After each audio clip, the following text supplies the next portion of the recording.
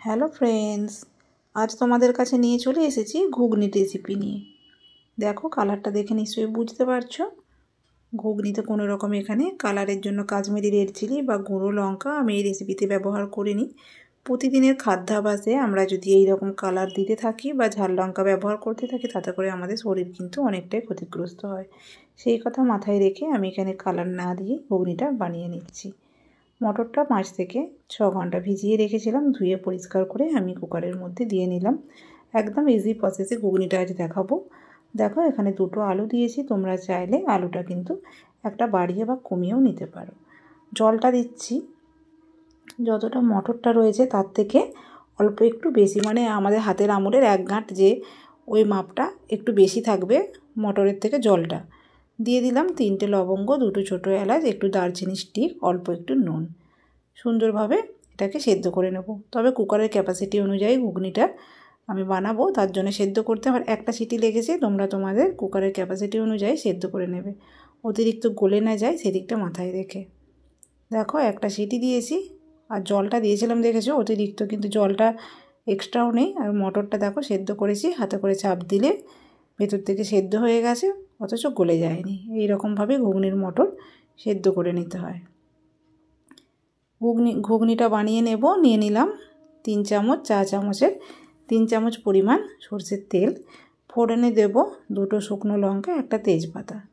প্রথমে ফোড়নটা ভালো করে ভেজে নেব। এরপর একটা মিডিয়াম সাইজের কেটে রাখা পেঁয়াজ আমি দিচ্ছি। পেঁয়াজটা যাতে করে তাড়াতাড়ি ভাজা হয়ে যায়, সেহেতু আমি একটু এখানে নুন ব্যবহার করছি, এতে করে পেঁয়াজ তাড়াতাড়ি মজে যাবে, সহজেই ভাজা হয়ে যাবে। পেঁয়াজ যখন ভাজা ভাজা হয়ে এসেছে, এই সময় চা চামচের হাফ চামচের পরিমাণের থেকেও আমি একটু কম পরিমাণ করে আদা এবং রসুন বাটা এখানে ব্যবহার করেছি। অল্প মশলায় রেসিপিটা আজ বানাবো।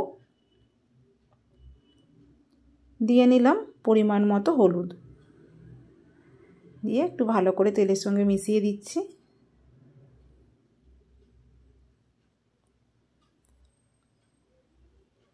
দেব আমি জিরের গুঁড়ো।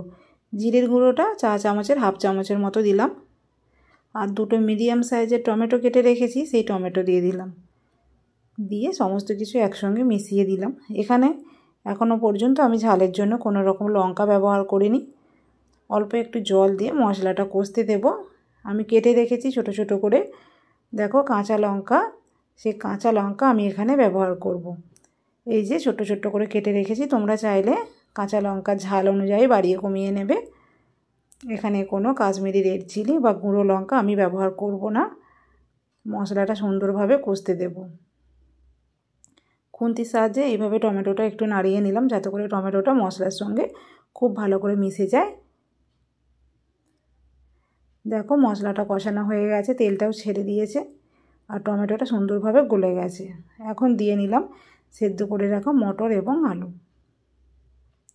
মশলার ওপরে মটর আলুটা দিয়ে ভালো করে মিশিয়ে নেব, যাতে করে মশলাটা মটর এবং আলুর মধ্যে ভালো করে চলে যায়। আলুগুলো তো ভেতর থেকে সেদ্ধ হয়ে গেছে, কিন্তু গোটা গোটা আছে। খুন্তি দিয়ে এই ধারের যে অংশটা থাকে খুন্তির, সেই দিকটা দিয়ে আমি আলুগুলো ছোট্ট ছোট্ট করে আমি খুন্তির সাহায্যে এই যে এইরকমভাবে আমি একটু টুকরো করে নিচ্ছি। এতে করে ঘুগনির মধ্যে আলুটা ছোট ছোট টুকরো হয়ে মিশে যাবে। একদম শর্টকাট প্রসেস, খুবই সহজে বানিয়ে নেওয়া যায় এবং স্বাস্থ্যকর। ঠিক এইভাবে আমি আলুগুলো কেটে ঘুগনির মধ্যে মিশিয়ে দিলাম। খুন্তির সাহায্যে কড়ার মধ্যেই কাজটা আমাদের হয়ে গেল।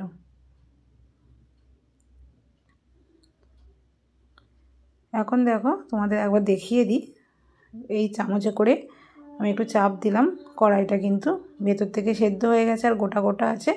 ঘুগনির কড়াই এই রকমভাবেই সেদ্ধ করতে হয়।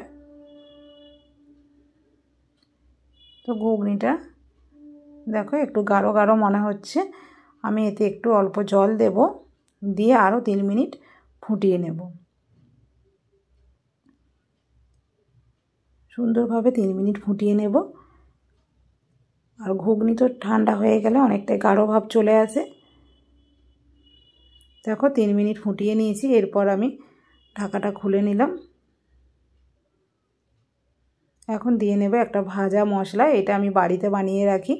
এর মধ্যে ধনে, জিরে, মৌরি, শুকনো লঙ্কা বিভিন্ন রকম দিয়ে গরম মশলা দিয়ে আমি বানিয়েছি। তোমাদের হাতের কাছে এই মশলা না থাকলে তোমরা অল্প একটু গরম মশলা দিয়ে কাজটা চালিয়ে দেবে।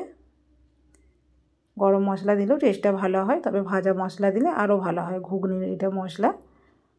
অল্প করে একটু ধনেপাতা দিয়ে দিলাম, দিয়ে গ্যাসের ফ্লেমটাকে অফ করে ঢেকে দেব। দেখো বন্ধুরা, তৈরি হয়ে গেল সুন্দর একটা ঘুগনি রেসিপি, একদম শর্টকাট প্রসেস। আর এখানে কালার ব্যবহার করে নিই, তাতেও কিন্তু দেখতেও সুন্দর লাগছে, খেতে তো খুবই ভালো লাগবে। তো বন্ধুরা আজ আসি, টাটা।